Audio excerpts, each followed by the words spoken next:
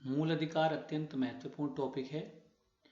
मूल अधिकार के बारे में मैं पहले 2 वीडियो डाल चुका हूँ, जिसके बारे में हमने ये जाना है कि मूल अधिकार और अधिकारों में फ़र्क क्या है, किसे हम अधिकार कहते हैं और किसे हम मूल अधिकार कहते हैं। और दूसरी महत्वपूर्ण बात कि मूल अधिकार और अधिकारों में फ़र्क क्या है, इनका अध्ययन हम पूर्व के वीडियो में कर चुके हैं। अब जो हमारा अगला जो चरण है इसका, कि भारत में जो अनुच्छेद हैं मूल अधिकारों के बारे में, उनकी हम विस्तृत विवेचना करेंगे। ये अत्यंत महत्वपूर्ण टॉपिक है, बहुत बारीकी से इसका हमें अध्ययन करना है। हमने पूर्व के वीडियो में अनुच्छेद 12 और 13 के बारे में पढ़ चुके थे। अनुच्छेद 12 में राज्य की परिभाषा बताई गई है और अनुच्छेद 13 में कहा गया है कि भारतीय संघ के अंतर्गत कोई भी ऐसा कानून अस्तित्व में नहीं रह सकता, कोई भी ऐसा कानून नहीं चल सकता जो हमारे देश के संविधान अर्थात मूल अधिकारों के विरुद्ध है।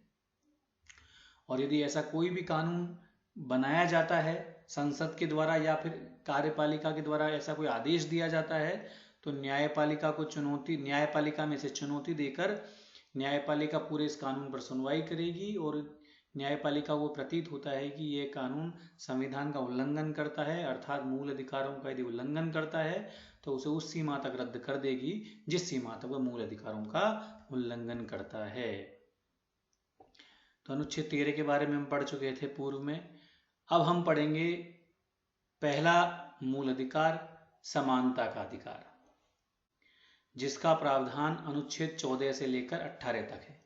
मैं पूर्व के वीडियो में बता चुका हूं, जब भारत का संविधान बना हमें 7 प्रकार के मूल अधिकार प्राप्त थे, लेकिन 44वें संविधान संशोधन द्वारा संपत्ति के अधिकार को मूल अधिकारों से हटा दिया गया और इसे अनुच्छेद 300 के में डाल दिया गया।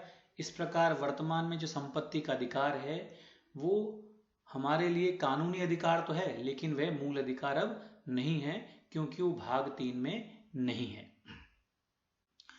तो हम समानता के अधिकार से जो सबसे पहला जो अधिकार है, जिसका प्रारंभ अनुच्छेद 14 से लेकर जो 18 तक है, इनका जो संबंध है वो समानता के अधिकार से है।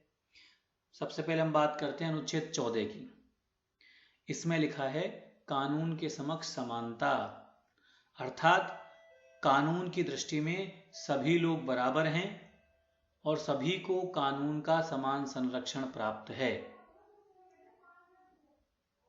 तो सबसे पहली बात है कानून के समक्ष समानता और दूसरी शब्दावली है कानून का समान संरक्षण। तो जो कानून के समक्ष समानता, ये जो शब्दावली है, ये शब्दावली हमने ब्रिटेन से ली है और इसका अभिप्राय है कि कोई भी व्यक्ति देश से बड़ा नहीं है। ब्रिटेन के एक बहुत बड़े प्रोफेसर है A.V. डायसी, उन्होंने शब्दावली के वो जन्मदाता हैं। उन्होंने कहा था कि कोई भी व्यक्ति देश से बड़ा नहीं है, चाहे वो प्रधानमंत्री हो, चाहे वो कर वसूल करने वाला कोई अधिकारी, सब कानून की दृष्टि में बराबर हैं। और जो दूसरी शब्दावली है वह है कानून का समान संरक्षण। ये शब्दावली अमेरिका से ली गई है। इसका तात्पर्य है कि समान परिस्थितियों में लोगों के साथ समान व्यवहार किया जाएगा, अलग अलग परिस्थितियों में अलग अलग व्यवहार होगा, लेकिन मापदंड तर्कसंगत होगा। यह समानता का सकारात्मक अर्थ है कि समान परिस्थितियों में लोगों के साथ समान व्यवहार।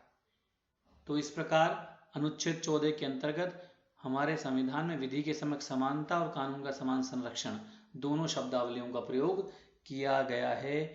ये बहुत महत्वपूर्ण अनुच्छेद है, कई बार पेपर में पूछ लिया जाता है, लेकिन इनके कुछ अपवाद भी हैं। उदाहरण के लिए हम बात करें तो राष्ट्रपति या राज्यपाल है, वह अपने पद की शक्तियों के प्रयोग के लिए, अपने कर्तव्य पालन के लिए जो कार्य करता है उसके लिए वह किसी न्यायालय के प्रति उत्तरदायी नहीं है और इनके कार्यकाल के दौरान इनके विरुद्ध कोई भी आपराधिक कार्यवाही नहीं की जा सकती। यदि इनके विरुद्ध कोई भी सिविल कार्रवाई की जाए तो कम से कम 2 माह का नोटिस दिया जाना, 2 माह पूर्व का नोटिस दिया जाना इनके लिए जरूरी है।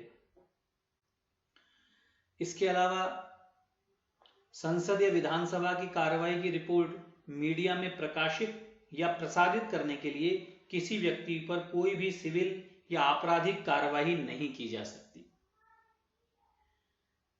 संसद या उसकी किसी समिति या विधानसभा में कही गई किसी भी बात या मत के लिए न्यायालय में कोई भी कार्रवाई नहीं की जा सकती। इसके अलावा अनुच्छेद 31C में लिखा हुआ है कि 39B और 39C ये हमारे नीति निर्देशक तत्व का भाग है। जो अनुच्छेद 36 से लेकर 51 तक है, उसमें जो 39B और C में जो नीति निर्देशक तत्व दिए गए हैं उनको लागू करने के लिए अनुच्छेद 14 का उल्लंघन किया जा सकता है। तो ये कुछ अपवाद हैं समानता के अधिकार के, लेकिन ये समानता के अधिकार को सीमित नहीं करते हैं। फिर हम बात करते हैं अनुच्छेद 15 की। राज्य किसी भी नागरिक के साथ केवल धर्म के आधार पर, प्रजाति अर्थात वंश, जाति, लिंग, जन्म स्थान या इनमें से किसी भी एक आधार पर कोई भी भेदभाव नहीं करेगा। भेदभाव की समाप्ति। लेकिन इसके कुछ उपखंड बने हुए हैं, जैसे 15(2), 15(3), 15(4), 15(5). इसमें कुछ बातें कही गई हैं। जैसे 15(2) में कहा गया है कि सभी दुकानें, सार्वजनिक होटल हैं, सार्वजनिक मंदिर हैं, कुएं, तालाब, सभी पर्यटन स्थल, ये सभी के लिए समान रूप से खुले हुए हैं, या किसी प्रकार का कोई भेदभाव नहीं किया जा सकता। 15(3) में कहा गया है यदि राज्य के द्वारा महिलाओं और बच्चों के लिए यदि कोई विशेष प्रावधान किए जा रहे हैं तो वो समानता का उल्लंघन नहीं माना जाएगा। 15(4) बहुत महत्वपूर्ण अनुच्छेद है ये। सामाजिक और शैक्षिक रूप से पिछड़े लोगों के लिए और अनुसूचित जाति और जनजातियों के लिए विशेष प्रावधान किए जा सकते हैं, तो ये भी समानता के अधिकार का उल्लंघन नहीं माना जाएगा। बहुत महत्वपूर्ण अनुच्छेद है। और अनुच्छेद 15(5) जो 93वें संविधान संशोधन के द्वारा जोड़ा गया, इसमें कहा गया है कि सामाजिक और शैक्षणिक रूप से जो पिछड़े वर्ग के नागरिक हैं और जो अनुसूचित जाति और जो अनुसूचित जनजातियों के लिए शैक्षणिक संस्थानों में प्रवेश हेतु आरक्षण दिया जा सकता है। इसमें निजी शिक्षण संस्थाएं शामिल हैं, लेकिन अल्पसंख्यक शैक्षणिक संस्थाएं शामिल नहीं है। ये बहुत महत्वपूर्ण अनुच्छेद है। इसके बारे में हम और डिटेल से चर्चा कर लेते हैं। 1953 में पिछड़े वर्ग की पहचान के लिए काका कालेलकर की अध्यक्षता में 10 सदस्यीय आयोग बना था। 1979 में हम बात करें तो जनता पार्टी की सरकार ने बीपी मंडल की अध्यक्षता में एक 5 सदस्यीय आयोग की स्थापना की। इसी की सिफारिश के आधार पर उच्चतम न्यायालय ने इंदिरा साहनी बनाम भारत संघवाद एक जो केस है उसमें एक बहुत महत्वपूर्ण निर्णय दिया, जिसे मंडलवाद के नाम से भी जाना जाता है। और अनुच्छेद 340 के अंतर्गत भी ये प्रावधान है कि राष्ट्रपति सामाजिक और शैक्षणिक रूप से पिछड़े वर्गों की स्थिति की जांच के लिए एक आयोग की स्थापना करेगा। और संसद ने 1993 में राष्ट्रीय पिछड़ा वर्ग आयोग का गठन भी किया। और वहीं दूसरी ओर 65वें संविधान संशोधन की अपन बात करें जो 1990 में हुआ, उसके द्वारा अनुच्छेद 338 के अंतर्गत अनुसूचित जातियों के लिए और अनुसूचित जनजातियों के लिए संयुक्त रूप से राष्ट्रीय आयोग का गठन किया गया।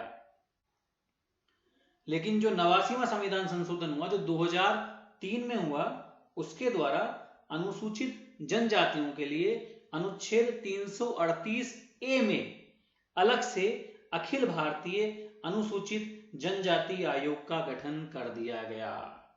ये बहुत कुछ महत्वपूर्ण बात है, इसलिए कई बार चूंकि पेपरों में पूछ लिया जाता है इसलिए वो हमारे लिए इंपॉर्टेंट भी है।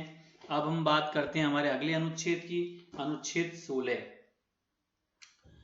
इसका तात्पर्य है सरकारी सेवाओं में अवसर की समानता, अर्थात इसके अनुसार राज्य के अंतर्गत जो लोक नियोजन है, जो सेवाएं हैं, उनमें किसी भी नागरिक के साथ केवल धर्म के आधार पर वंश, जाति, लिंग, जन्म स्थान, उद्भव, रक्त संबंध, निवास स्थान या इनमें से किसी भी एक आधार पर भेदभाव नहीं किया जा सकता। फिर बाद में 16(3) एक महत्वपूर्ण आर्टिकल है जो जोड़ा गया। इसके अनुसार संसद ऐसी विधि का निर्माण कर सकती है जिसमें राज्य की सेवाओं में उनके निवासियों को प्राथमिकता मिलेगी। कुछ ऐसी सेवाएं हो सकती है जहां जिनका लाभ उनके निवासियों को दिया जा सकता है, जैसे कोई पहाड़ी क्षेत्र है, वहां के लिए कोई विशेष योग्यता वह निर्धारित कर सकती है। तो इस 16(3) में इनका प्रावधान किया गया है। 16(4) की अपन बात करें तो राज्य SC, ST, OBC अनुसूचित जाति, अनुसूचित जनजाति और या अन्य पिछड़ा वर्ग को राज्य सेवाओं में आरक्षण का प्रावधान कर सकता है यदि राज्य को प्रतीत हो, राज्य की दृष्टि को में ये लगे राज्य को कि इन वर्गों का सेवाओं में समुचित प्रतिनिधित्व नहीं है। यह आर्टिकल हमारे सामाजिक न्याय को बढ़ावा देता है। तो ये बहुत महत्वपूर्ण आर्टिकल है। 15(4) और 16(4) बहुत महत्वपूर्ण अनुच्छेद हैं। इसको और हम डिटेल से देख लेते हैं। वास्तव में संविधान में देखें तो पिछड़े वर्ग की परिभाषा नहीं है वहां पे। सर्वोच्च न्यायालय इंदिरा गांधी जो केस था उसमें इस तर्क को उन्होंने स्वीकार किया कि भारत में जो पिछड़ा वर्ग है वो सामान्यतः उसमें पिछड़ी जाति के लोग शामिल हैं। इसमें सर्वोच्च न्यायालय ने क्रीमी की संकल्पना भी दी लेकिन उसे परिभाषित नहीं किया। तो अनुच्छेद 16 के बारे में बहुत महत्वपूर्ण बातें हैं। फिर हम बात करते हैं अनुच्छेद 17 के बारे में। अनुच्छेद 17 में साफ लिखा गया है अस्पृश्यता वर्जित है और उसका प्रचार भी वर्जित है। आप अस्पृश्यता भी नहीं करेंगे और उसका प्रचार भी नहीं करेंगे। लेकिन इस कानून की पालना करने के लिए कुछ कानूनों का निर्माण किया गया, पारित किया गया। 1955 में संसद ने अस्पृश्यता अपराध अधिनियम कानून बनाया जिसे 1976 में संशोधित करके नागरिक या सिविल अधिकार संरक्षण अधिनियम बना दिया गया। तो इस प्रकार अनुच्छेद जो 17 है वो बहुत महत्वपूर्ण अनुच्छेद है। फिर हम बात करते हैं अनुच्छेद 18 की, उपाधियों का अंत। अर्थात राज्य केवल अकादमिक अर्थात शिक्षा से जुड़ी हुई और सैन्य उपाधियों को छोड़कर किसी भी प्रकार की अन्य कोई उपाधि प्रदान नहीं करेगा। अकादमिक कर सकता है, जैसे शिक्षा के क्षेत्र में कहीं को डॉक्टरेट की उपाधि प्राप्त होती है, सैन्य उपाधियां भी प्राप्त होती हैं। लेकिन जो पूर्व में जो राजा महाराजाधिराज उदाहरण के लिए जो ऐसी उपाधियां जो चलती थी उन उपाधियों को अब राज्य प्रदान नहीं करेगा। केवल अकादमिक और सैन्य जो उपाधियां हैं वो ही प्रदान की जाएंगी। इसके अलावा कोई भी जो भारतीय नागरिक है वो विदेशी राज्य से, विदेशी राज्य मतलब विदेशी देश, कोई भी जो दूसरा देश है उससे कोई भी उपाधि प्राप्त नहीं करेगा। और यदि कोई विदेशी राज्य से ऐसा कोई किसी व्यक्ति को सम्मान मिलता है तो उसे सबसे पहले राष्ट्रपति की अनुमति की आवश्यकता पड़ेगी। बिना राष्ट्रपति की अनुमति के वो विदेशी राज्य से कोई भी उपहार या उपलब्धियां प्राप्त नहीं कर सकता। बहुत महत्वपूर्ण बात। इस अनुच्छेद को भी हम और थोड़ा अच्छे तरीके से देख लेते हैं। 1954 में सरकार ने 4 प्रकार के सम्मान शुरू किए थे: भारत रत्न, पद्म भूषण, पद्म विभूषण, पद्मश्री। लेकिन कुछ आलोचकों ने इसे प्रतिष्ठा और समानता का जो अधिकार है, समता का जो अधिकार है, उसका उल्लंघन बताया। जनता पार्टी सरकार ने 1977 में जब सत्ता में आए तो उन्होंने इन सम्मानों पर रोक लगा दी। फिर जब 1980 में इंदिरा गांधी जी की सरकार पुनः आई तो उन्होंने इसे वापस लागू कर दिया। फिर इस निर्णय को सर्वोच्च न्यायालय में चुनौती दी गई और 1994 के में बालाजी राघवन केस में सर्वोच्च न्यायालय ने कहा कि ये चारों जो उपाधियां हैं वो उपाधियां न होकर पुरस्कार हैं। इनको उपाधि न मानकर पुरस्कार माना गया। भारत रत्न, पद्म भूषण, पद्म विभूषण, पद्मश्री, इसलिए चूंकि ये 4 उपाधियां ना होकर पुरस्कार हैं, इसलिए इनका दिया जाना सही है। तो इस प्रकार हमारा जो समानता का अधिकार है अनुच्छेद 14 से लेकर 18 तक वह अब समाप्त होता है। अगले वीडियो में हम स्वतंत्रता के अधिकार के बारे में जानेंगे। बहुत बहुत धन्यवाद। Thank you.